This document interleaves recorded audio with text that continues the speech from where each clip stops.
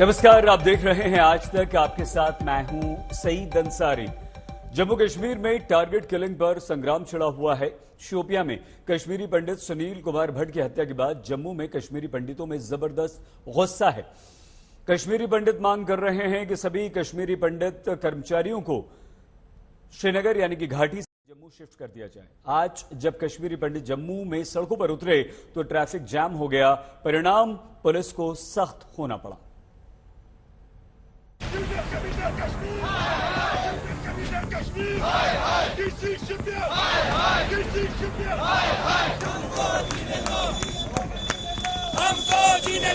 कश्मीर घाटी के शोपियां में सुनील कुमार भट्ट की हत्या पर जम्मू में कश्मीरी पंडितों ने जमीन आसमान एक कर दिया। सुनील, हम शर्मिंदा हैं। तेरे कातिल जिंदा है। सुनील, हम शर्मिंदा हैं। तेरे कातिल जिंदा है।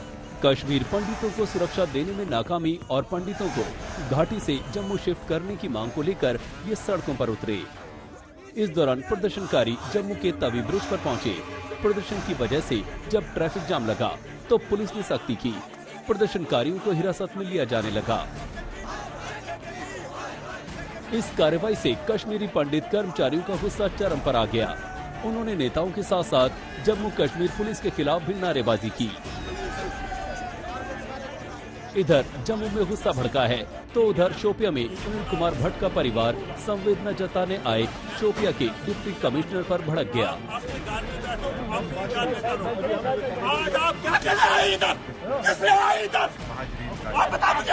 ये गुस्सा उस सुनील कुमार भट्ट के परिवार का है जिसे शोपिया में आतंकियों ने टारगेट किलिंग के तहत मार डाला। सेब के बागान में काम कर रहे सुनील और उनके भाई पिंटू का नाम पूछा और उन पर AK-47 से अंधाधुंध गोलियां चला दी। हमले में सुनील भट्ट की मौत हो गई जबकि पिंटू गंभीर रूप से घायल है। साफ तौर पर यह कश्मीरी पंडितों को निशाना बनाए जाने की एक और वारदात थी। इस वारदात के बाद कश्मीरी पंडितों का गुस्सा एक बार फिर उबाल पर आ गया। सिलसिलेवार हो रही टारगेट किलिंग के बाद घाटी में तैनात कश्मीर पंडित 3 महीने से जम्मू में डटे हैं और मांग कर रहे हैं कि उनकी पोस्टिंग जम्मू में कर दी जाए क्योंकि घाटी में उनकी जान सलामत नहीं है। और इस बीच एक और कश्मीरी पंडित की हत्या ने उनकी मांग को और मजबूत बना दिया है। दक्षिण कश्मीर के शोपियां जिले में जिस प्रकार से एक कश्मीरी पंडित सुनील कुमार भट्ट की आतंकवादियों ने हत्या की, उसको लेकर अब समूचे देश में आक्रोश है और यहां जम्मू की सड़कों पर कश्मीरी पंडित समुदाय के युवक प्रदर्शन कर रहे हैं। दरअसल ये कश्मीरी पंडित समुदाय के सरकारी मुलाजिम है जो कि कश्मीर घाटी में कार्यरत है, लेकिन वहां से ये छोड़कर यहाँ जम्मू में आए हैं और पिछले 90 दिनों से ये यहाँ पर प्रदर्शन कर रहे हैं और मांग कर रहे हैं कि इनका तबादला यहाँ जम्मू में किया जाना चाहिए। बीते 30 साल से जम्मू में विस्थापित जिंदगी बिता रहे कश्मीरी पंडितों का गुस्सा तब और भड़क गया जब केंद्रीय शहरी विकास मंत्री हरदीप पुरी का ये ट्वीट आया। मंत्री जी ने लिखा, भारत ने हमेशा उनका स्वागत किया है जिन्होंने इस देश में शरण मांगी है। एक ऐतिहासिक फैसले में सभी रोहिंग्या शरणार्थियों को दिल्ली के बकरवाला इलाके में EWS फ्लैट्स में शिफ्ट किया जाएगा। उन्हें बुनियादी सुविधाएं, UNHCR की ID और 24 घंटे दिल्ली पुलिस की सुरक्षा दी जाएगी। आज जिस प्रकार से मोदी सरकार ने एक ऐतिहासिक फैसला बोलते हैं, हमने लिया एक लैंडमार्क डिसीजन, रोहिंग्यों को वो बसाना चाहते हैं दिल्ली के अंदर और बाकी स्टेट्स के अंदर, लेकिन एक कश्मीरी पंडित जो पिछले 32 साल से त्रासदी का शिकार हुआ है, उसके लिए उनको कोई प्लान ही नहीं है, कोई रिहेबिलिटेशन पॉलिसी नहीं है कश्मीरी पंडित के लिए। जबकि जो रोहिंग्यास है उनके लिए आज उन्होंने एक कैबिनेट में प्रस्ताव पास किया कि हम इनको रिहेबिलिटेट करेंगे। और जिस प्रकार से मेरे भाइयों को चुन चुन कर निशाना बनाया जा रहा है, उसमें कश्मीर ब्यूरोक्रेसी, चाहे वो डिविजनल कमिश्नर कश्मीर हो, DC शोपियां हो और बाकी आला अधिकारी हो, वो सब शामिल है। हम पिछले 100 दिनों से यही बोलते हैं कि हमें रिलोकेट कीजिए और हमें यहाँ पे आराम से नौकरी करने दीजिए।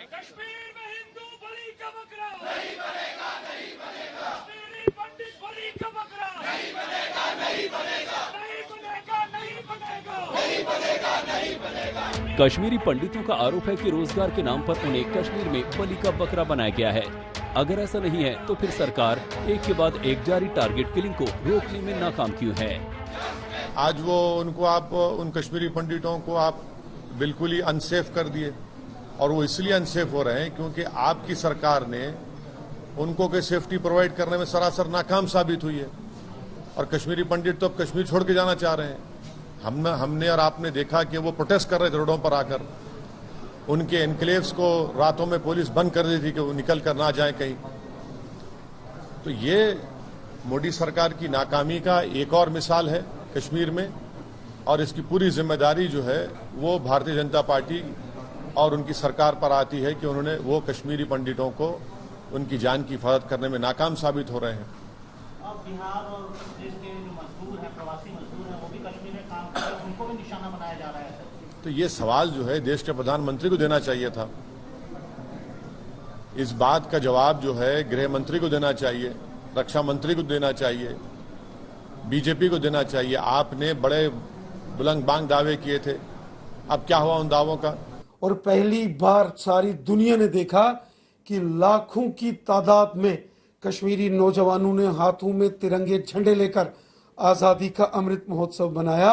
लाल चौक से लेकर कश्मीर के गांव-गांव में इस बार जश्न आजादी का जो पर्व मनाया गया, पूरी दुनिया ने वो देखा। उससे इन आतंकवादियों को तकलीफ हुई और छुपकर पीठ पर वार किया गया। अब सवाल ये है कि रास्ता क्या है, आखिर कश्मीरी पंडित कहां जाएं, क्या करें?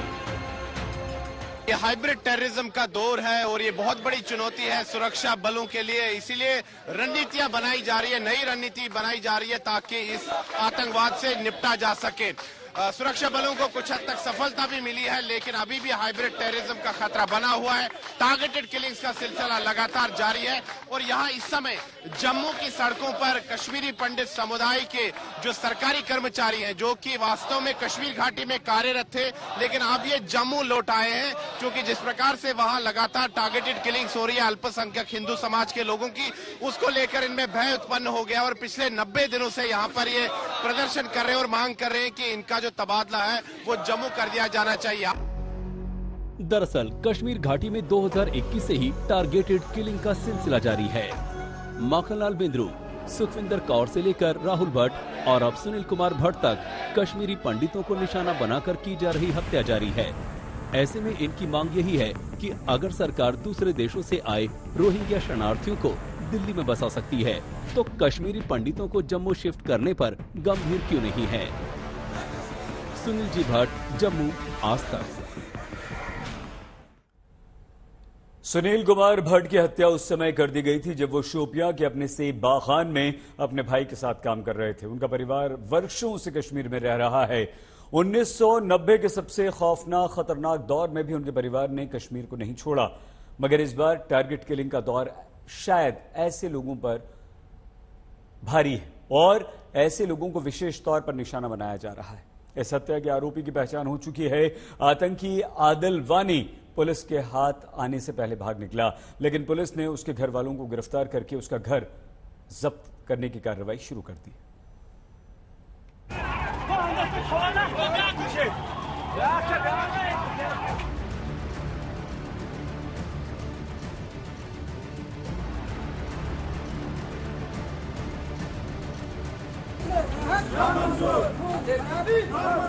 कत्ले नाहक ना मंजूर। हिंदू, मुस्लिम, सिख, ईसाई आपस में है भाई भाई। ये कश्मीर में कत्लेआम मचाने वाले आतंकियों को करारा जवाब है। सुनील कुमार भट्ट की हत्या करने वाले आतंकियों पर कश्मीरियों का तमाचा है। सुनील कुमार भट्ट की अंतिम यात्रा में हिंदुओं से ज्यादा मुसलमान शामिल थे। वजह ये कि शोपियां के जिस रेबिन गांव में आतंकियों ने सुनील कुमार भट्ट की हत्या की, वहां उनका परिवार बरसों से रहता आ रहा है। गांव में कश्मीरी पंडितों के सिर्फ 3 घर हैं और उनमें से एक घर सुनील भट्ट का भी था। 1990 में जब तमाम कश्मीरी पंडित घाटी छोड़कर चले गए, तब भी ये 3 परिवार यहीं रहे और इस वजह से सुनील भट्ट की हत्या का गुस्सा जितना कश्मीरी पंडितों में है, उतना ही यहाँ के मुसलमानों में। इस सब के बीच सवाल जिला प्रशासन पर उठ रहे हैं कि उसने सुरक्षा के इंतजाम क्यों नहीं किए। जब हमारा वाक़ा हुआ मेरे भाई के साथ, मैं 4 बार ड्यूकॉम के पास गया, डीसी के पास गया, उन्होंने एक बार भी हमारी नहीं सुना। बोला अपने गांव में बैठो, उधरी मारो, उधरी करो अपना काम। इसलिए आज हमें ये देखना पड़ा। पहले उनको लाओ, इनको यहाँ से दफा करो, टर्मिनेट फ्रॉम सर्विस करो डीसी और ड्यूकॉम साहब को। उन्होंने कुछ नहीं, उनको बोला यहाँ हर जगह सीआरपी डाली, हर जगह पुलिस डाला। यहाँ क्या किया हमें? कौन सी सिक्योरिटी है? यही सिक्योरिटी रखी हमें यहाँ। हत्या के बाद जब शोपिया के डिप्टी कमिश्नर परिजनों को सांत्वना देने पहुंचे तो उन्हें जबरदस्त गुस्से का सामना करना पड़ा। यही बोला आपने सर, ये नहीं बोला मैं कुछ नहीं कर सकता, मेरे हाथ में। आप अपने घर में बैठो, अपने घर में करो। आज आप क्या कर रहे हैं इधर? कैसे आए इधर? आप बता मुझे। कुछ ऐसा ही गुस्सा राहुल भट्ट के रिश्तेदारों का भी दिखा था, जिनकी हत्या उस वक्त कर दी गई थी जब वो अपने दफ्तर में काम कर रहे थे। उनके पिता का दावा है कि कश्मीर में ऐसे कट्टरपंथी तत्व मौजूद हैं जो ऐसी हत्याओं को अंजाम देते रहेंगे। कश्मीरी पंडितों के लिए 1990 में भी नहीं हालात ठीक थे, लेकिन बाद में कुछ सुधार हुए थे। 2017-18 के बाद अब इन्होंने फिर टारगेट किलिंग करना स्टार्ट किया, जो 90 में हो रहा था। 89-90 में यही हो रहा था जब हमने उस वक्त मास माइग्रेशन की थी।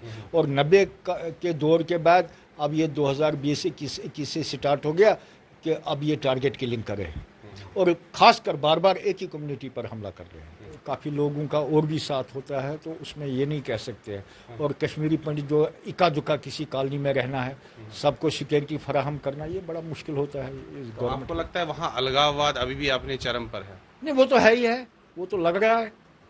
फिर कैसे कर देते? एक बंदे को ऑफिस में टारगेट करना, एक नहते बेचारे को ऑफिस में टारगेट, दूसरे को बाग में करना, तीसरे को स्कूल में करना।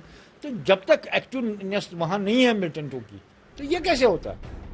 हर हत्या के बाद इस मामले में भी टारगेट किलिंग के बाद प्रशासन एक्शन में आया है। उसने देर रात ही इस हमले के आरोपी आदिल वानी के घर की घेराबंदी की। हालांकि वो सुरक्षा बलों पर ग्रेनेड से हमला कर भाग निकला। अब शोपिया के कूटपोरा के इस मकान को जब्त करने की कार्रवाई शुरू हो गई है। दरअसल सुरक्षा बलों को इस मकान से भारी मात्रा में हथियार और गोला बारूद मिला है। उसके बाद पुलिस ने आदिल के पिता और इसके 3 भाइयों को गिरफ्तार कर लिया है। आदिल वानी प्रतिबंधित अलबद्र आतंकी संगठन का आतंकी है। गिरफ्तारी के लिए आई पुलिस पार्टी पर उसने ग्रेनेड से हमला किया। अंधेरे का फायदा उठाकर वो भाग निकला। सुनील कुमार भट्ट के रिश्तेदार ने उनकी शिनाख्त की है। उन्होंने बताया कि आदिल ने ही सुनील और उनके भाई पिंटू पर उस वक्त गोली चलाई जब वो सेब के बागान में काम कर रहे थे। अब यूपी की योगी सरकार की तर्ज पर जम्मू कश्मीर पुलिस आदिल के इस घर को जब्त करने की कार्रवाई करेगी। दरअसल कानून के मुताबिक जम्मू कश्मीर पुलिस ने पहले ही लोगों को आगाह किया था कि वो आतंकियों को अपने घरों में पनाह न दें। ऐसा करने पर उस मकान को जब्त कर लिया जाएगा जहां आतंकियों को ठिकाना दिया गया था। लिहाजा आदिल और उसके परिवार को इस हत्या की बहुत भारी कीमत चुकानी पड़ेगी। श्रीनगर में अशरफ वानी के साथ सुनील जी भट्ट, जम्मू, आज तक। कल जम्मू कश्मीर के चंदनवाड़ी में सड़क दुर्घटना में शहीद होने वाले आईटीबीपी के जवानों के पार्थिव शरीर आज श्रीनगर लाए गए। यहां उपराज्यपाल मनोज सिन्हा ने सभी को श्रद्धांजलि अर्पित की। मनोज सिन्हा ने कहा कि देश इनके साहस, शौर्य, सर्वोच्च बलिदान को कभी नहीं भुला पाएगा। श्रद्धांजलि के बाद सैनिकों के पार्थिव शरीर को उनके घर पूरे सैन्य सम्मान के साथ भिजवाया गया। एलजी मनोज सिन्हा ने जवानों के पार्थिव शरीर को कंधा भी दिया। डीजीपी दिलबाग सिंह भी उनके साथ मौजूद रहे।